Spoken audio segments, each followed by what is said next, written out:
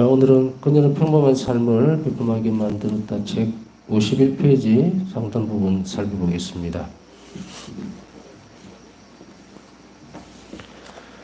우리 지금 그 영혼들의 구원을 위한 사도적 열정에 대해서 살펴보고 있습니다. 영혼들을 구하기 위한 열정이라고 하는 것은 누구에게나 이렇게 쉽게 가질 수 있는 것은 아니라고 생각이 됩니다. 왜냐하면 첫 번째, 영혼들을 구원하기 위해서는 사도적 열정이라는 것은 파견받은 자로서의 열정이겠죠. 사도들은 예수님을 그대로 닮아야 되고 또 예수님께서 하시는 일을 그대로 했기 때문에 사도적 열정이라고 하는 사도적 열정이라는 것은 바로 이렇게 적극적이고 그리고 온 생을 다해서 모든 것을 다 바쳐서 영혼들을 구원하는 그런 것을 이야기하죠.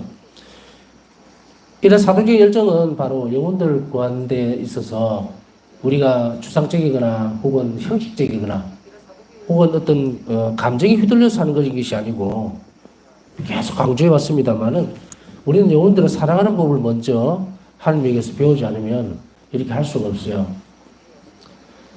대부분 많은 사람들에게 영혼들을 위해서 미사를 드려 주십시오 혹은 그들의 구원을 위해서 기도하십시오라고 얘기했을 때에 흔쾌히 따라오는 사람도 있고 이게 무슨 말인지 하는 사람도 있고 또 그렇게 하기는 해요. 하는데 그냥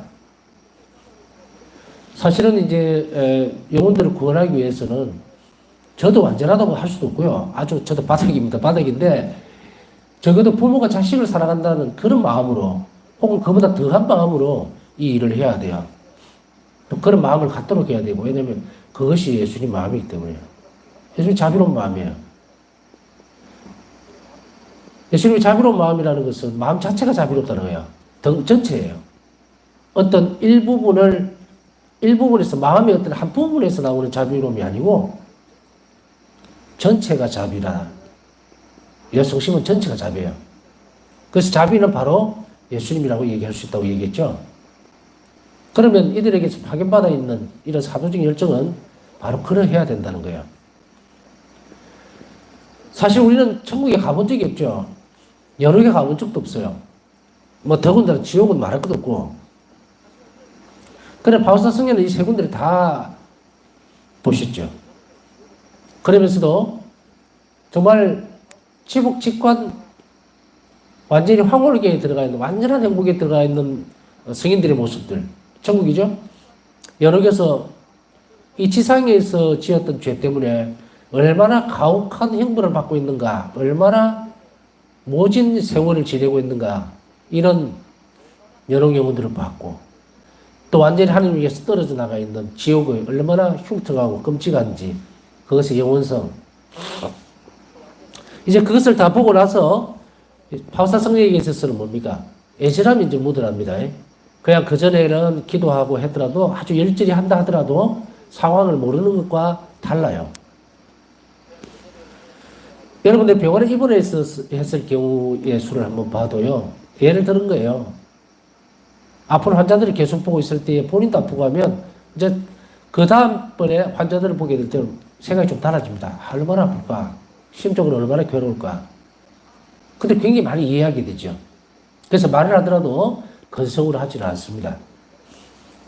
제가 레조 단원들 그 병자방문 갔을 때 하지 말라는 말이 있습니다. 혹은 하지 말라는 것은 아닌데 아주 조심스럽게 하라는 말이 있어요. 그 뭐냐면 아파 죽겠는데 너무 힘든데 예수님 순환을 생각해서 참아야 돼요. 그거 다 보석이에요. 그러면은 그게 환자에게 위로가 되는 게 아니고 얼마나 괘씸한지 몰라요. 왔으면 기도나 해주고 가든지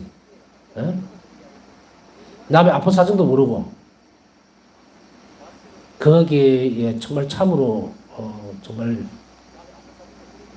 같은 마음이면 그걸 이해하고 얼마나 힘들까를 아는 마음이 아니고 그냥 툭툭툭 이렇게 내뱉고 지나가는 그런 말들은 절대로 하면 안 돼요. 제가 내조단원들 예를 들기도 병자 방문을 갔을 때 사람들 얘기를 하지만 제가 아플 때도 그러더라고요. 가서 되게 얄미워. 음료수 안 사왔어요. 쫓아냈을 때 아이고 이렇게 참으셔야지. 그걸 견뎌내야지. 예수님을 닮지요. 맞는 말이에요. 근데 약이 올라. 안에 진정성이 있기 때문에 그렇겠죠? 이제 그 모습을 한번 이렇게 뒤집어서 저는 잘 생각합니다. 환자들을 만날 때는 이렇게 되면 난 참 진정으로 정말 속에서 우러나오는 그런 마음으로 이들에게 그 말을 하고 있는 것인가라는 생각들. 그래서 그 사람들에 대해서 한 번 더 생각해보고 그들에게 말을 어떻게 해야 조심스럽게 해야 될지도 한 번 더 생각해보는데 바울사 성령은 이제 다시 돌아가서 이들에게 대한 열정들이 바로 그들에 대한 깊은 이해심에 있었다는 것, 그것을 전제로 했다는 거예요. 바울사 성령은 이웃에 대한 사랑으로 특히 그들의 구원을 염두했습니다. 우리가 세상을 살아가면서 어떤 사람과 사람과의 관계, 또 사랑하는 공동체나 혹은 가족들 이런 여타의 많은 관계 속에서 제일 중요하게 봐야 되는 것은 그들의 구원 문제예요. 세상 안에서는 보면은 여러 가지 이유로 인해서 서로 다투고 싸움하고 그렇게 할 수도 있지만, 그러나 다른 한편 우리가 잘 생각해 봐야 되는 것은 내 말이나 행동으로 혹시라도 저 사람이 신앙에서 벗어나 버리면 어쩔까 하는 그런 염려스러움을 항상 가지고 대해야 됩니다. 제가 고해소 안에서는 절대 화를 내지를 않습니다. 그렇게 결심한 이유가 바로 그 부분도 있어요. 내가 여기서 말을 잘못하면, 내 감정에 휩쓸리면 본당을 떠나버릴 수도 있어요. 그게 유혹이거든요. 굉장히 큰 유혹이에요. 중간에 딱 그런 빈틈이 생길 수 있거든요. 그래서 다 시몬이는 다 그렇지만 저는 개인적으로 그렇게 봉헌을 했어요. 그래서 저는 이해 못하지만 예수님은 이해하실 것이고 예수님은 받아주실 것이니까 내가 야단칠 것도 없단 말이에요. 그건 내 몫이 아니고 나는 죄를 예수님을 대신해서 용서해주는 그런 자리에 있고, 그들이 다시금 하나님의 사람으로 돌아올 수 있도록 자녀로 돌아올 수 있는 일을 맡은 것이지, 야단치고 나무려고 하는 것은 제가 맡은 부분이 아니에요. 그러나 사목적인 이유로 조금 도움을 줄 수 있다면 약간은 그렇게 건드릴 수 있겠죠. 응? 말로 어떤 부분에 있어서는 조금 야단을 친다기보다는 좀 주의를 줄 수는 있겠지만 그것이 넘어가지 않도록 한다는 것도 바로 이런 맥락이라고 저는 생각이 돼요. 바울사 성령가 어디서 이웃에 대한 사랑에서 구원을 염려했던 것은 그들을 버리면 안 되겠다라는, 그래서 어떤 대가를 치르더라도 이들을 하나님께로 돌아 세워야 되겠다라는 그런 것으로서 이제 그들을 특별한 사랑으로 봤습니다. 잃어버린 영혼을 구하는 일은 자비, 성공, 순종의 카리스마이기 때문인데요. 잃어버린 영혼들이라는 것은 어떤 부류의 영혼들인지 잘 아시죠? 잃어버린 영혼들을 구하는 일은 마찬가지로 방황하고 있는 영입니다. 이 지상에서는 하나님 교회를 떠나는 사람들, 그래서 바울사 성령가 머물렀던, 사셨던 자비, 성공, 순종의 카리스마가 바로 잃어버린 영혼들이고, 그 실제적인 자비의 사업은 도덕적으로 타락한 여성들이죠. 그들을 데리고 와서 교화시키고 기숙생활을 시키면서 자활의 길, 건전하지 못한 생활에서 벗어나서 자기의 힘으로 살아갈 수 있도록 만들어주는 그런 일들이 이 자비, 성공, 순종의 카리스마였어요. 그러면은 바로 잃어버린 영혼들이 무엇인지 알겠죠. 도덕적으로 타락하고 성당에 안 나가고 쉽게 얘기하면 길거리에서 도덕적으로 물러나는 일들을 하는 그런 지금 여성들 이런 쪽이에요. 그래서 거기에 100몇 명의 아이들, 소녀들을 데려다가 기숙시키면서 가르치고, 그리고 그들이 자활할 수 있는 그런 방법을 가르쳐주고, 또 영적으로는 너무나 피폐해져 있는 부분들을 예수님께 돌려놓는 그런 일을 했죠. 그녀는 이 수녀의 일원으로서 잃어버린 영혼들, 곧 인간적인 시각으로는 이미 잃어버렸다고 여겨지는 영혼들의 구원을 위해 하느님의 자비와 협력하도록 부르심을 받은 것이 영광스러웠다. 인간적인 시각으로는 이미 잃어버렸다. 우리는 포기하지만 하나님은 절대로 포기하지 않습니다. 그렇기 때문에 잃어버린 영혼들, 냉담자들, 신앙적 이유로 떠난 사람들, 혹은 이단에 빠진 사람들, 이 모두를 위해서 그들을 하나님의 사랑으로 다시 불러오는 그러한 일들에 협력하는 것을 항상 자랑스럽고 영광스럽게 생각했다. 그리고 이 부르심을 따르는 데 헌신했다. 제가 이제 성시간하면서 이렇게 자비의 신심에 대해서 가르치면서 저도 이런 마음이에요. 여러분들이 한 자비와 또 그것을 협력하도록 특별히 불리웠다는 것은 얼마나 영광스러운 일인가. 여러분들은 그냥 부르심으로 불러들여진 거예요. 물론 우리 가운데에는 내가 하나님의 자비가 필요하기 때문에 그것 때문에 온 사람도 있고, 그것 때문에 귀를 기울이는 사람도 있고, 내 형편이 어려우니까 하나님 자비를 청하려고 오는 사람도 있고, 다 그렇죠? 이게 다 부르심이에요. 너는 아무 부족함이 없으니까 너는 와서 배워서 다른 사람을 위해서 헌신해라. 이런 건 없어요.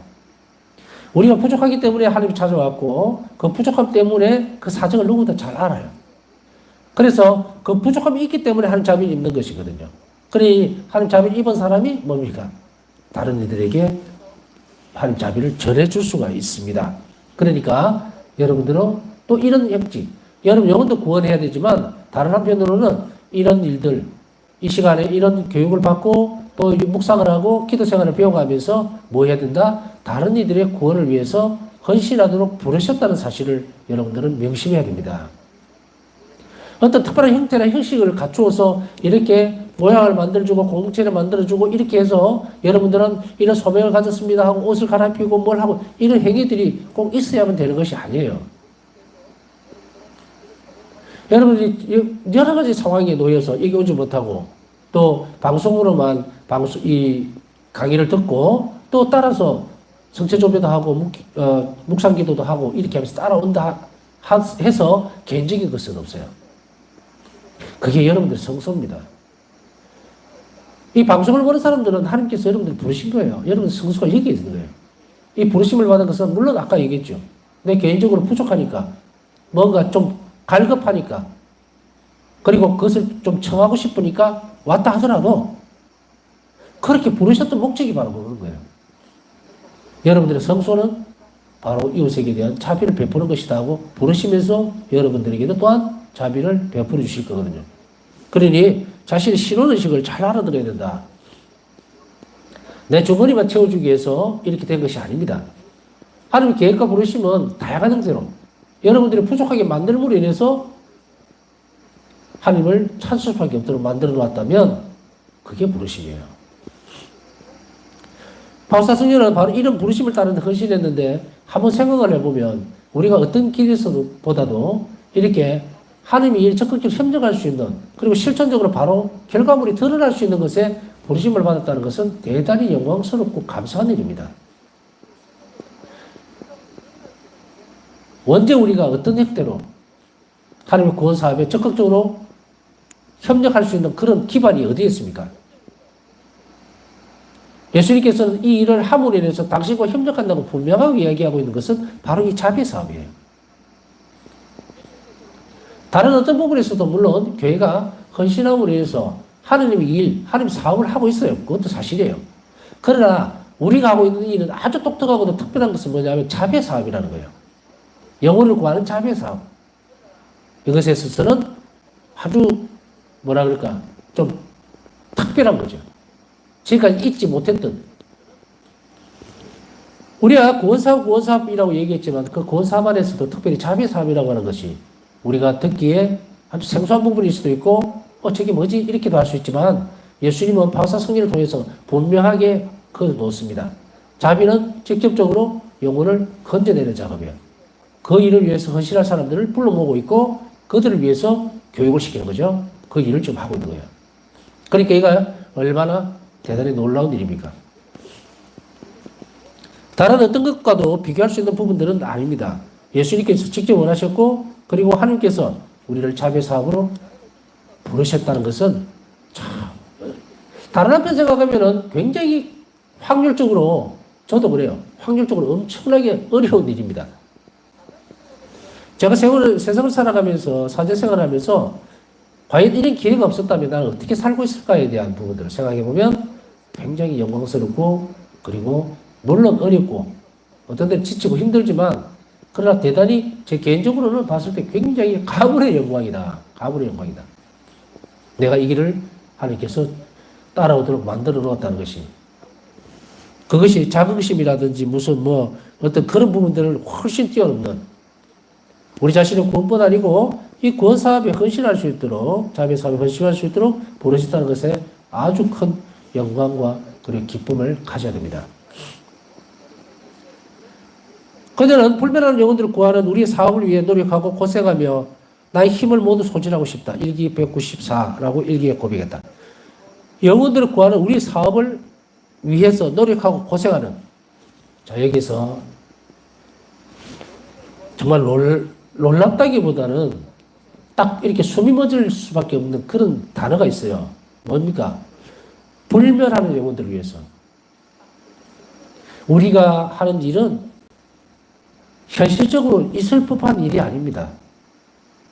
어떤 한 영혼에 대해서 헌신하고 자비를 베푼다는 것은 이 영혼이 불멸하는 영혼이에요. 죽고 뭐 없어지는 영혼이 아니에요. 그러면은 이 영혼, 한 영혼이 얼마나 엄청난 가치라 그럴까요? 뭐 많이 배웠고 재산이 많고 뭐 이런 걸 하고 상관없어요. 그 영혼 자체가 창조될 때 불멸하도록 만들어 놓았고, 그것은 이 세상에 다른 어떤 창조물보다도 귀하게 여겨진다는 이야기죠. 그렇기 때문에 이것에 대해서 우리는 깊이 많이 묵상해야 됩니다. 다른 영혼들을 바라볼 때, 다른 사람들을 볼 때 사람만 보는 것이 아니고 불멸하는 영혼을 지닌 인간으로 대하도록 노력을 해야 돼요. 그 시선으로 볼 때에 우리는 자비로워질 수가 있다는 이야기입니다. 영원한 행복을 향한 그녀의 바람은 표현할 수 없을 만큼 아주 간결했다. 내가 불타오르고 있음을 느낀다. 나는 영혼들의 구원을 바라는 갈망으로 타오르고 있다. 일기 745번. 행복은 말이죠. 누릴수록 다른 사람들과 공유하고 싶어 합니다. 아, 나는 이것이 너무 행복해. 그러니까 나는 이렇게 너 혼자 있다가 죽어야지. 이렇게 하는 사람은 없어요. 그것이 만들었다면 잘못된, 아주 이기적이고 세상이 주는 삐뚤어진 욕망의 한 덩어리예요. 그러나 하나님께 주실 평화, 행복은 물이 가득 차면 넘치죠. 하느님에게서 주어지는 영혼은, 하느님에게서 흘러나오는 행복은 넘치게 돼 있어요. 만일에 어떤 사람이 신앙생활을 하면서 이 사람들에게 하느님께서 주시는 그 사랑과 평화가, 행복이 얼마나 큰 것인지를 전하지 않는다면 이 사람은 아주 이기적인 사람이고, 그렇게 표현할 수 있겠지만 이기적인 사람이 아니고 하느님의 자비를 전혀 모르는 사람이에요. 하느님 자비는 전해줄 때에 거기 행복이 나오는데, 남에게 가는 행복은 다 차단해놓고 나만 이렇게 끌어안고 있는 행복, 그거는 행복이 아니고 이기주의의 결과물이에요. 그럼 어떻게 됐을까? 하느님이 주는 행복이라고 착각하고 사는 거예요. 자기 만족. 자기가 만들어 틀 속에서 신앙생활 요렇게 하면 되고, 요만큼 하면 되고, 또 요만큼만 헌신하면 되고, 요만큼 하면 되고, 자기 만족이라는 틀 안에 딱 갇혀서 그런 것만 표현하죠. 물이 끓으면 넘치게 마련인데 전혀. 그러면서 혼자서도 행복하다고 얘기하면 아주 잘못된 길로 들어서가 있다는 것을 외적으로 드러내는 일밖에 아무것도 안 됩니다. 바울사 성경은 이렇게 행복한 것을 그대로 정체시켜 놓지 않고 이웃에게로 나가게 되죠. 날 바울사 성경의 이렇게 생애를 보면서 어떤 것을 느끼느냐면요. 로켓 있죠. 포탄. 미사일이죠. 미사일이라고 부르는. 근데 불을 붙이면 어떻게 돼요? 뒤로 막 별이 분사하면서 앞으로 날아가죠? 바울사 성경이 떠보면 이런 것이 아닐까. 사도들의 모습들을 다 보면 바울 사도도 그렇고 온갖 열정으로 계속 넘쳐납니다. 앞만 계속 보고 달리는 그 추진력은 영원한 행복에 대한 갈망뿐만이 아니고 누리고 있기 때문이에요. 그렇지 않으면 미국에 그렇게 가서 마지막 때에 내가 그걸 누릴 것입니다 라고 한다면 현세의 것을 못 따라가요. 바울 사도는 현재 누리고 있는 이 행복이 이렇게 큰데 저 세상에서 누릴 행복은 얼마나 크겠습니까? 이렇게 얘기를 하지. 지금은 힘들지만 우리가 마지막 날에는 이렇게 될 것입니다. 얘기 안 해요. 바울사 성령과 함께 이 시간을 계속해서 함께 이끌어 가셨던 예수님도 바로 현실에서 계속적인 행복감을 줍니다. 그렇게 함으로 인해서 이 부분들을 우리가 어떻게 해 나갈 것인가, 잘 이끌어 갈 것인가를 분명하게 하고 있다는 사실을 잘 알아들을 필요가 있어요. 이 바람의 원천, 이렇게 하고 싶다라고 하는 이 바람의 원천은 자비 성모 수녀의 카리스마적 사명에서만 나온 것이 아니었어요. 바울사 성녀가 만일에 자비 성모 수녀에서 나온 카리스마에서만 움직였다 그러면 이렇게 엄청난 폭발력을 지니지를 못했을 거라는 거예요. 그렇기 때문에 어떻게 보면 자비 성부 순종이 가지고 있던 카리스마 위에 그 기초예요. 그 기초 위에 건물을 아주 웅장하게 지은 것이 바로 이 바우사 성례를 통해서요. 그렇기 때문에 이 바람이라고 하는 것은 갈망은 내적 삶이거든요. 그러니 실천하고 있던 자비 성부 순종의 카리스마에다가 완전히 하느님의 자비를 완전하게 옮겨놓은 듯한 그것이 함께 움직여버리는 거예요. 그래서 이제 어떻게 됩니까? 자비 성부 순종의 카리스마는 자비 신심을 옮겨가죠. 이렇게 되는 거예요. 바우사 성례에 의해서. 그래서 그 원천은 더 깊어지고 더 폭은 넓어지게 되었죠. 그래서 이 사명에서만 나온 것이 아니라는 것은 바로 예수 그리스도와의 이런 의탁과 자비라고 하는 깊은 자비 신심 관계에서 이루어진 거다. 종종 예수님에게서 받았던 격려 나오죠. 예수님께서 직접 받았던 격려, 그분의 신비에 대한 깊은 이해, 은총입니다. 빛이죠. 그리고 마지막 종착지인 천국과 연옥과 지옥에 대한 신비적인 체험에서도 기회다. 엄청난 일이 벌어졌죠. 천국과 지옥과 연옥이라고 하는 이것까지, 이 경험까지 보태졌으니 바우사성의 열정은 그냥 터져나가는 거죠. 이것이 이제 훨씬 더 깊은 맥락에서 자비 성부 순례를 아주 깊은 혹은 아주 뛰어난 카리스마로 발전시켜 나갑니다. 그게 바로 바우사 성례에 의해서 이루어진 일이에요.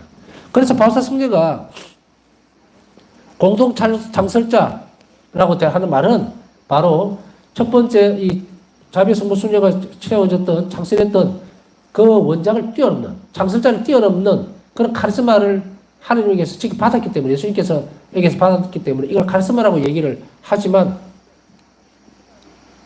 카리스마라기보다는 한 자비 신심을 그대로 옮겨놓은 거예요. 바우사 성례에서. 그래서 이런 자비 성부 순례의 카리스마에다가 자비 신심이 더해짐으로 인해서 엄청나게 이제 광범위해지게 됩니다. 그래서 이런 것에서 기인을 했기 때문에 이제 방향이 완전히 전환이 됩니다. 물론 자비 성부 순례가 한 자비에 대한 부분들을 고양하고 찬양하고 그리고 영광스럽게 했지만 또 현실적으로는 자비로 사업을 하고 있었어요. 그러나 그 안에 하는 자비 신비에 대한 부분들을 완전하게 드러낸 것은 누굽니까? 완전하게 드러냈다는 것은 확 전부 다라는 이야기는 아니에요. 우리가 몰랐던 한 자비 신비에 대해서 엄청난 부분들을 드러내준 것은 바로 바우사 성례였다는 이야기입니다. 그래서 수도의 창설에서부터 시작됐던 한 자비 신비에 대한, 한 자비 신심에 대한 그 자비에 대한 그 깊이는 바우사 성례에게 와서 엄청나게 확장이 되고 이제 우리에게까지 전달이 되는 거예요. 근데 일기에는 강렬한 사도적 열정으로 영혼들의 구원을 바라는 기록들이 많이 있다. 자, 바우사 성례가 이렇게 교육받고 자비 신심에 대한 부분들, 한 자비에 대한 것이 넓어짐으로 인해서 폭이 깊어지고 엄청나게 이제 성장됐죠. 그것에 의해서 사도적 열정은 더 폭넓게 이루어지게 됩니다. 그래서 영혼들을 구원하는 것이 어떠한 희생과 어떤 것을 우리가 내놓아야 하는가에 대한 확실한 답을 여기에서 제시를 하고 있는 거예요. 방법을. 그들은 자비 성부 순례에 맡겨진 사람들, 일기 1171번, 자신이 수련 입구에서 돌봐주었던 사람들, 일기 1305번, 친척들, 일기 685번, 아는 사람과 모르는 사람들, 하느님을 믿는 이들과 믿지 않는 이들, 특히 죄인들과 인종자들의 구원을 갈망했다. 자, 대상이 엄청나게 넓어졌습니다. 자비 성부 순례의 카리스마에 더하면 이제 구원을 갈망하는, 그러니까 맞아들이고 있는 사람들, 그리고 주변에 있는 이런 사람들로, 그리고 또 이 자비 성부 순례에서도 당연히 뭡니까? 여러 영혼들을 위해서 기도하고 여러에 대한 부분들도 분명히 포함이 되죠. 그러나 구체적이고 확실하게 더 깊이 있는 방법으로 들어가지는 못했다는 이야기예요. 전해져 오던 신앙 안에서 보존되어 오던 그리고 장려되어 왔던 그런 기도문들, 연도 혹은 위령기도 이런 것들, 또 대사를 넣는 기도들 이런 것으로 이루어졌던 것이 이제 어떻게 되죠? 여러 영혼들, 잃어버린 영혼들로 온 세상으로 확 넓혀집니다. 이 바우사 성례에 의해서. 그래서 바우사 성례는 자기 주변에 이 부분들을 금방 읽어드렸지만 여러분들도 한번 생각해 보세요. 저도 마찬가지거든요. 저도 여기에서 늘 피정하러 오는 사람들, 월 피정하러 오는 사람들, 또 방문하는 사람들, 또 혹은 피정을 신청하는 사람들, 이들을 위해서 계속 이들이 내 대상인 거예요. 바오사 성녀도 그래서 특히 죄인들과 임종자들 구원 모르는 사람들, 하느님을 믿는 이들과 믿지 않는 이들 다 포함시키죠. 이것이 내가 만나는 사람들에게 전부 다 전달되다 보면 폭이 넓어지죠. 우리는 이렇게 불린 거예요. 내 가족, 내 친척, 또 내 어떤 출세라든지 이런 거, 내 이득을 위해서 그렇게 하면 하느님과 협력할 수 없어요. 내가 좋아하는 것들밖에 안 하잖아요. 그렇기 때문에 영혼들의 구원은 바로 내가 만나는 사람들, 그리고 내가 알지는 못하지만 불행한 사람들, 이런 사람들을 위해서 헌신할 수 있도록 계속 노력해 나가야 된다는 겁니다. 바오사 성녀는 이제 그 문지기를 하면서 문지기 소임을 했죠. 그래서 가난한 이들이 찾아오면은 따뜻한 수프에다가 빵, 그 굉장히 음식이 간결해요. 우리나라로 보면은 뭐 여러 가지 것들로 하겠지만, 글쎄요, 우리나라로 치면 뭐 적어도 국밥 한 그릇 내주는 정도가 아니니까 수프를 뜨겁게 데워서 빵을 이렇게 가루를 낸단 말이에요. 부스를 내서 저어서 이렇게 건더기가 있어야 되니까 그거 한 그릇으로 밖에 대접할 수 없는 시간이었지만 그 시간을 바오사 성녀는 최선을 다해서 그들을 찾아오는 그들을 굶기지 않도록 모든 노력을 다 했고, 그리고 늘 그런 것을 예수님과 함께 하려는 연습을 했던 그때 만났던 사람들, 그 사람들 얘기하는 거예요. 그리고 또 다른 부분에 있어서는 아마 여기서 표현은 안 하고 있지만 당신이 요양원에 있을 때 만났던, 결핵에 걸려서 요양원소에 갔을 때 요양소에서 만났던 많은 환자들, 그 이제 수도자도 많이 있었고 그 사람들 위해서도 기도하고, 그래서 자신이 만나고 있는 그 사람들뿐 아니고 그걸 훨씬 더 뛰어넘어서 보이진 않지만 불행한 일을 겪고 있는 그런 영혼들, 또 여러 가지 이유로 신앙을 버리려고 하는 그런 사람들, 이런 사람들까지 확대해 갔다는 이야기입니다. 그러면 이런 확대되는 것이 우리에게 무엇을 얘기하는 것일까? 이것은요, 오늘 강조하고 싶은데, 이거는 우리가 이렇게 노력해야만 우리가 편협되지 않고 이기주의적이 되지 않고 자신의 외연을 넓혀나가요. 영혼이 그만큼 자유로워진다는 이야기예요. 영혼이 자유로워진다는 것은 예수님과 같은 일을 하고 있기 때문에 결과적으로는 이 일을 통해서 예수님과 더욱더 일치할 수 있는 길이 이 길이라는 이야기입니다. 자신만 알고 자기 가족들만 알고 자기 일만 알고 똘똘 뭉쳐져 있으면 그 사람은 예수님과 같은 일을 하고 있지 않기 때문에 결국은 이기적이고 자신밖에 모르고, 그래서 영혼이라고 하는 영혼성에서는 멀어져 버리는 이런 사람이 되니까 영성체를 하더라도 예수님과 일치할 수 있는 길이 없어요. 끊어지. 소통할 수 있는 부분이 없거든. 그렇기 때문에 예수님과 친교를 이루고 일치를 이루려면 외인이 넓어져야 돼. 이렇게 예수님께서 다 받아들이셨듯이 우리도 나하고 아무 상관이 없지만, 그러나 예수님께서 사랑하시는 사람들을 위해서 내가 기도해주고 헌신해줄 때 그때 넓어진다는 거예요. 날마다 그녀는 그들의 변화를 위해 자신의 기도와 노동, 고통을 봉헌했다. 매일매일 자비로워주기 위해서 우리가 산다 그랬죠. 내가 오늘 하루 삶을 살았다면 하느님은 나에게 자비로운 일을 하라고 살려놓은 거예요. 뭐 하루를 허락해 준 거예요.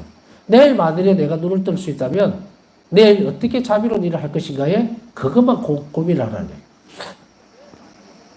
그렇기 때문에 바오사 성녀는 매일 하는 이 일들이 지겹지 않았다.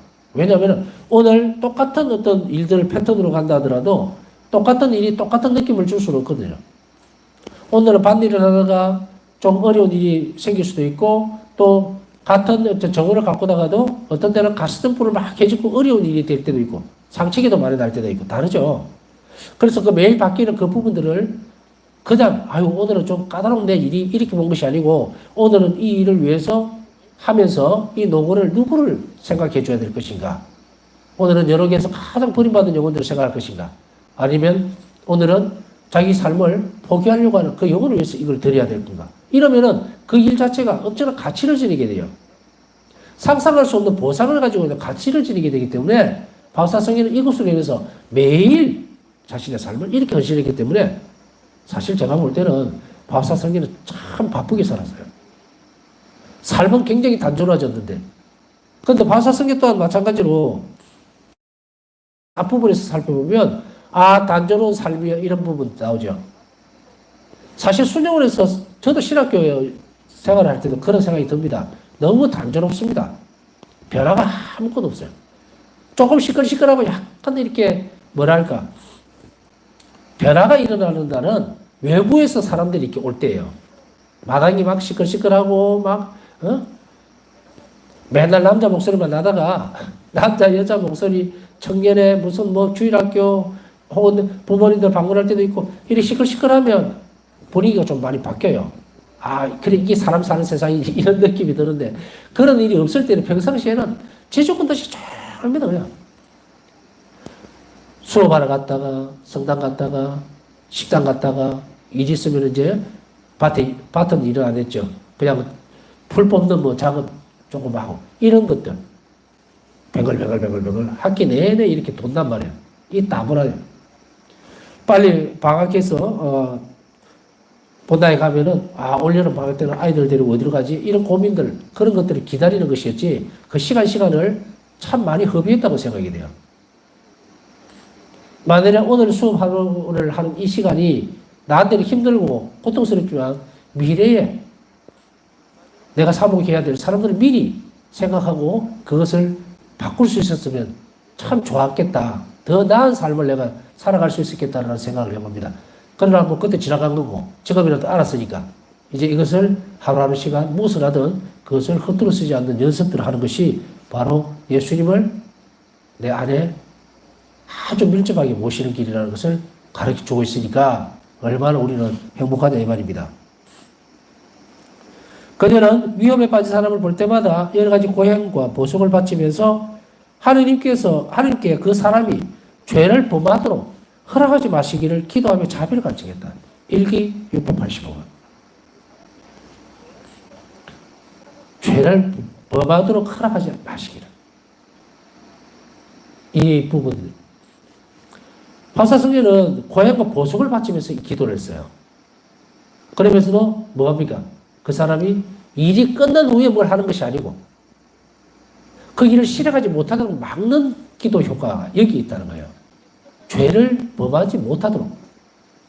그러니까 못하도록이라는 이 말에서 어떤 것이 있습니까?